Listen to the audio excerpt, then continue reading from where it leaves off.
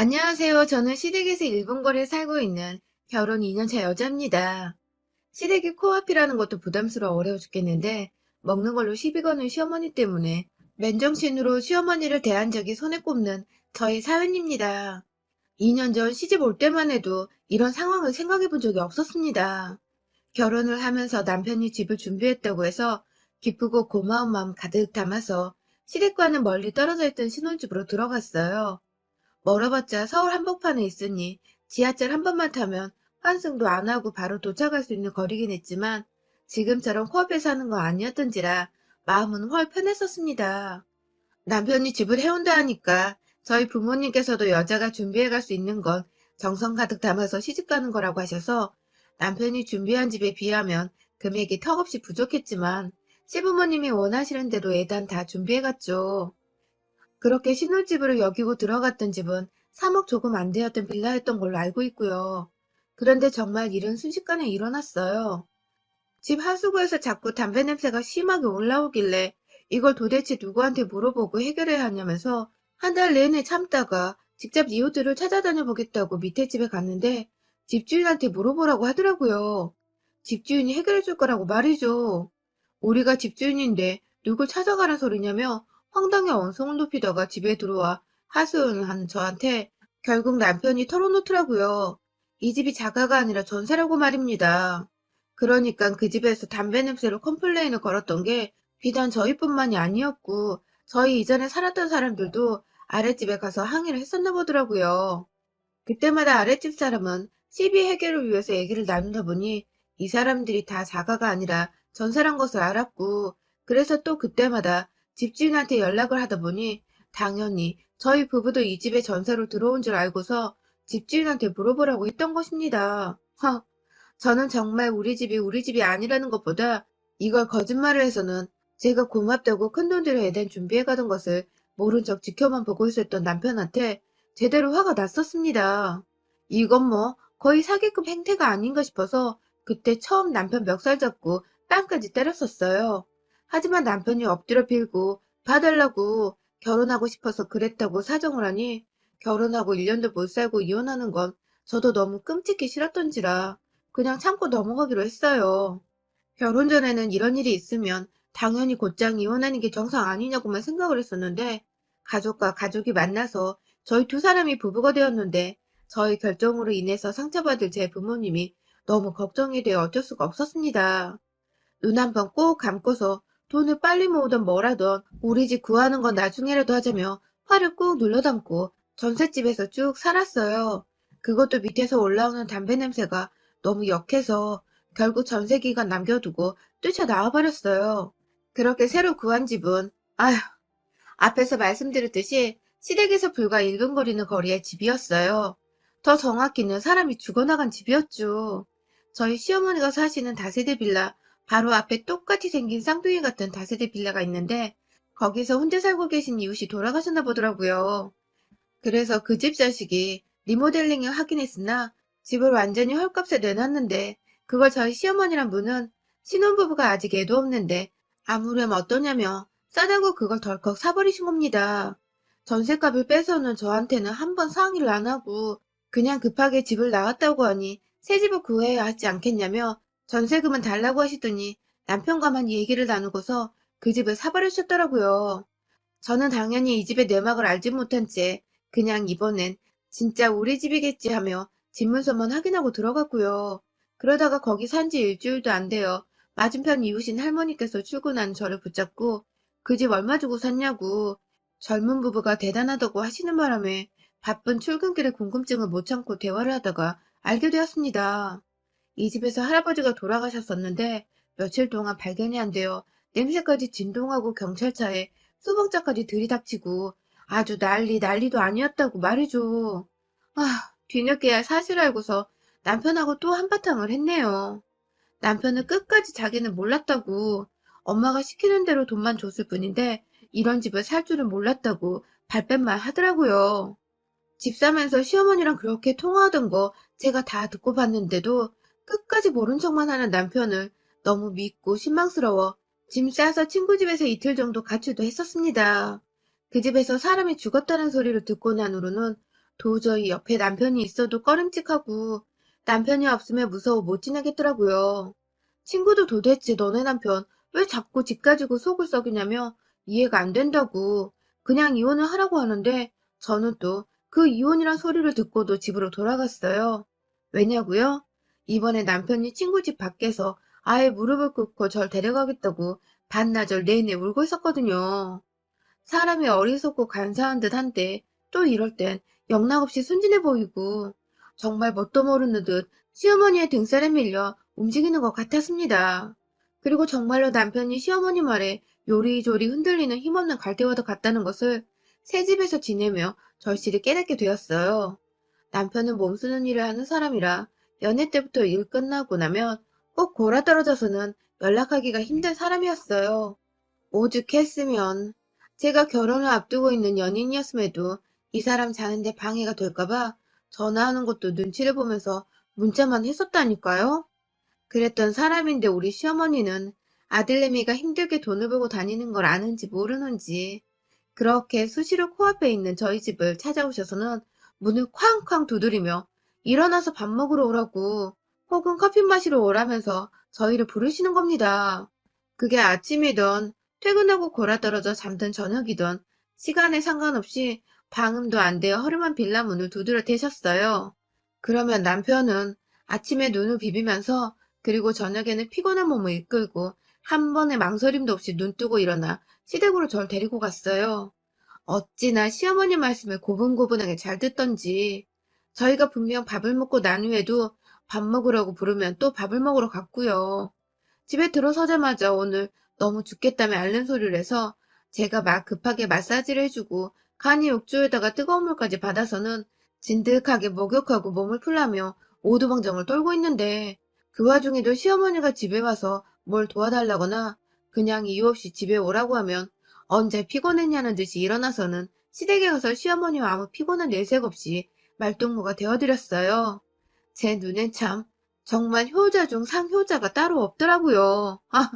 저도 나이 든 저희 부모님 보며 억지로 웃고 행복한 모습만 보여드리고 싶고 그런데 남편도 시부모님께 똑같이 그러고 싶어 하는 게 보여서 제가 별말은 안 했습니다. 새집에 적응을 하면서 이왕 이렇게 시어머니를 매일같이 마주봐야 하는 거라면 지금부터라도 마음 단단히 먹고 별일 아닌 듯 대수롭게 넘기는 연습이 필요하다 생각이 들었어요. 그래서 웬만하면 시부모의 관계에서 트러블을 만들지 않고 남편이 시부모님께 얼마나 잘하든 말든 제가 신경을 끄고 살아야겠다고 생각을 했죠. 하지만 이게 참 말처럼 쉽지 않더군요. 더군다나 밥 먹는 걸로 여러 번 선빵을 날리시는 시어머니를 둔 며느리라면 더더욱 시댁을 마냥 무시하고 지내기란 쉽지가 않은 것이었죠. 시아버지는 거의 집에 계시지 않으세요. 남편의 말을 얼핏 들어보니 젊은 적부터 한량 기질이 다분하셨을 뿐만 아니라 동네를 휘저으며 친구들도 많고 소위 여사친들도 너무 많으셔서 시어머니하고는 도통 정을 나눌 새가 없으셨다고 해요. 대충 눈치채긴 했지만 바람도 꽤나 피우셨다고 하고 시어머니 속을 너무 많이 썩게 하셔놓고 나이가 들어서도 시어머니하고는 한 집에서 알콩달콩 부부 노릇하며 살기가 싫으신 건지 집에 통 있질 않으셨다고 해요. 그렇다 보니 시어머니는 자연스럽게 남편이 아니라 그 남편을 닮은 아들한테 의지를 더 하실 수밖에 없으셨을 거고요. 재수없게도 그 아들이 결혼을 하고 나서도 집 바로 앞으로 이사를 와버린 덕에 시어머니는 더 이상 외롭지 않게 되었고요. 문제는 시어머니가 정말로 제 남편만 시댁에 오길 원하셨다는 겁니다. 시어머니가 부르셔서 남편 따라 함께 가보면 시어머니는 너도 왔니? 라는 말을 꼭 하시면서 저는 굳이 안 와도 된다는 티를 팍팍 내셨습니다. 그러면 옆에서 남편이 엄마, 우린 늘 붙어 있어야 하는 분신이야. 라고 농담 반 진담 반으로 말을 했고 그러면 또 시어머니랑 기분 나쁘다는 티를 팍팍 내면서 어째 부부가 분신이야. 하루 종일 붙어있는데 떨어져도 있어봐야지. 하면서 부부는 떨어질 시간도 필요하니까 앞으로는 시댁에 오지 말라는 말로 들리는 말씀은 하곤 하셨습니다. 저도 당연히 제가 시댁에 오지 않아도 되면 좋았죠. 하지만 진짜로 일주일 동안 시어머니가 부르셔도 남편만 보낸 채 시댁에 안 갔던 적이 있었는데요. 그 주에 정말 코가 빠지게 혼이 났었답니다. 시부모 알기를 개떡같이 알아서 안부 인사 한번 하러 오질 않느냐고 막 혼내셔서는 제가 그날 완전히 정신이 혼미해졌었죠. 이게 오지 말라 말씀을 하셔도 결국 가서 인사를 여쭙고 옆에서 시중을 들던 뭐라던 아양을 떨으란 소리라는 걸 제가 결혼하고서 2년이 지나 알았으니까요. 참, 며느리짓하고 살기 힘들더군요. 아무튼 그렇게 눈칫밥 먹으면서 시댁을 가던 와중에 대부분은 시어머니가 밥을 차려놨다고 밥 먹으러 오라 하셔서 불려간 거였는데 용케도 제가 오는 걸 싫어하시면서 절 보면 밥은 차려주시더라고요. 주시니까 저는 또 감사한 마음에 눈칫밥 먹으면서도 밥만큼은 잘 맛있게 먹으며 이쁨 받아야겠다는 생각도 들었고요. 아무래도 아직 아이가 없는 부부인데 내가 벌써부터 시어머니한테 미움받아서 내 미래의 아이한테 좋을 게 있나 싶기도 하고 저도 사람인지라 인간관계에서 오는 스트레스로부터 조금이라도 해방이 되고 싶었습니다. 그래서 정말 밥 잘 먹는 복스러운 며느리란 소리를 들어보고도 싶었어요. 그거 말고는 이쁨 받을 방법이 없어서 먹는 거라도 돈 안 들이며 잘해내려 했어요. 그런데요, 그런 마음으로 그런 자세로 맛있게 국 한 술을 떴는데, 아우, 너무 매운 겁니다. 입안으로 순식간에 퍼지는 청양고추 향이 정말 목 끝을 짜릿하게 만들었어요. 순간 제가 헉헉거리며, 아우! 하고 저도 모르게 탄성이 튀어나왔는데, 시어머니는 그걸 보고서 너 지금 시어머니 앞에서 입맛 안 맞다고 음식 투정하니? 하면서 오히려 저한테 화를 내버리셨습니다. 그 바람에 남편도 옆에서 어쩜 그러냐며 저를 섭섭하다는 듯 노려보고 있고 저는 졸지에 이 음식이 개판이란 거 말도 못하고 죄송합니다. 딱 이 한마디 하고 상황 종료를 하겠다고 그 국을 끝까지 다 먹었어요. 얼굴은 시뻘개져 있고 입에서는 얼얼한 청양고추 향이 풍겨나오는데 도무지 우유를 안 먹고는 못 베기겠어서 그날 전화할 곳이 있다면서 핸드폰을 집에 놓고 왔다며 급하게 저희 집으로 뛰쳐갔어요. 그 집안에서 웬만하면 무서워서 혼자 안 있으려 했는데 시어머니 음식들을 완전 질색팔색을 하며 집에 와서는 혼자 무서운 줄도 모르고 입안에 얼음을 넣으며 매운맛을 뺐습니다. 하지만 그 후에도 시어머니의 행보는 반복되었어요. 출근하는 길 새벽에도 저희를 불러서 매운 국, 매운 계란찜, 그리고 매운 참치전 등 무슨 배급하는 것처럼 고추가 든 걸 제 앞으로만 다 모아놓고서 절 먹게 하셨고 급기야 곰탕을 끓여 놓으셨는데도 그 안에 청양고추를 썰어 넣어주신 바람에 제가 정말 소금치다 말고 이 소금을 확 시어머니 얼굴에 뿌려버리고 싶더라고요. 고추에 안 먹으면 그만인데 이미 그 고추의 매운 향이 국 안에 퍼져버린 바람에 꼭 국물의 끝맛이 얼얼했고 제 목구멍에 거의 타들어가는 듯 했습니다. 가뜩이나 매운 걸 잘 못 먹어서 헉헉대는데 시어머니 음식을 먹은 후 속이 뒤집어지길 반복했어요. 회사를 가서도 매운 거 먹고 탈이 났는지 속이 자꾸 부글부글거려서 화장실로 출근을 해야 했고 점심 먹고도 속이 불편해 내내 화장실에서 남은 쉬는 시간을 보내다가 사무실로 들어가곤 했네요. 이런 게 반복되니 저도 당연히 남편한테 하소연을 했고 남편은 내심 제 국에만 고추가 들어가 있고 매번 제 얼굴이 시뻘개지는 걸 보고서는 눈치를 챈 건지 조금만 이해를 해주면 안 되겠냐고만 말하더라고요. 자기 엄마가 오랫동안 남편 사랑 못 받아서 자기만 바라보고 사시던 분이었다고. 그런 분이 며느리를 한 번의 사랑으로 품을 수는 없을 거라면서 이 무슨 고리타분한 소리인지 사랑을 바라는 것도 아니었습니다. 다만 밥이나 좀 사람답게 주십사 싶어서 남편한테 털어놓았더니 남편이란 사람이 한단 소리는 이 모양이니 원. 저도 제가 직접 나서야겠다 싶더라고요. 그날도 역시나 어머님이 아침부터 저희를 부르셨어요. 다행히 아침에 꼭 먹고 출근하는 저희인지라 밥을 차려주시면 저희는 시간도 절약되고 후다닥 아침을 먹고 갈 수 있어서 편리했죠. 하지만 이번에도 어떤 음식에 청양고추를 넣어 제게 건네주실지 아침부터 눈 뜨자마자 오늘의 아침 메뉴가 참 궁금하더라고요. 내심 안 부르길 바라면서도 불러서 또 고추를 먹이면 가만 안 두겠다는 마음으로 벼르던 중 어머님이 부르셔서 남편에게 시댁에 가면서 말했습니다. 나 오늘은 그냥 안 넘어간다. 옆에서 잘 말려라. 하고 말해줘. 그리고서 시댁에 가니 입구에서부터 뭔가 구수하고도 얼큰한 향이 밀려왔습니다. 네, 바로 육개장이었습니다. 시뻘건 육개장을 끓여놓으신 시어머니가 저희를 보더니 자리에 앉으라고 하면서 면으로 줄지 밥으로 줄지 물어보시더라고요. 그 말을 듣자마자 제가 일어나 제 밥을 펐습니다. 제 밥을 풀면서 남편한테 면 줄까 밥 줄까?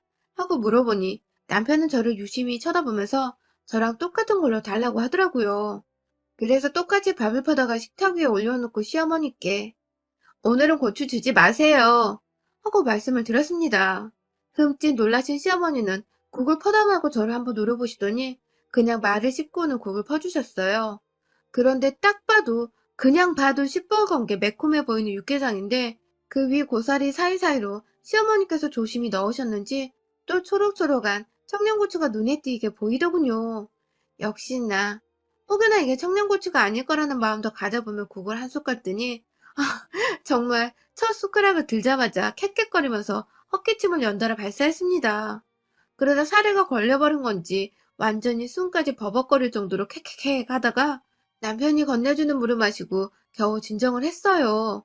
눈에는 이미 눈물이 고여있고 얼굴은 시뻘개져서 진정이 안 되는 건지 불그락거리고 있고 그 와중에 맞은편에서 시어머니는 국을 아주 맛나게도 들이잡수시더라고요. 당장에 제 숟가락을 시어머니 국그릇에 집어넣어 한 숟갈 먹어봤습니다. 맵기는 개뿔, 완전히 그냥 구수하고 얼큰한 딱 제가 아는 육개장 맛이었고 제 그릇에만 또 매운 고추를 넣으며 약 올린 걸 알고는 시어머니를 노려보며 제 국을 남편한테 줬어요. 당신, 이거 다 먹기 전에 오늘 출근하지 마.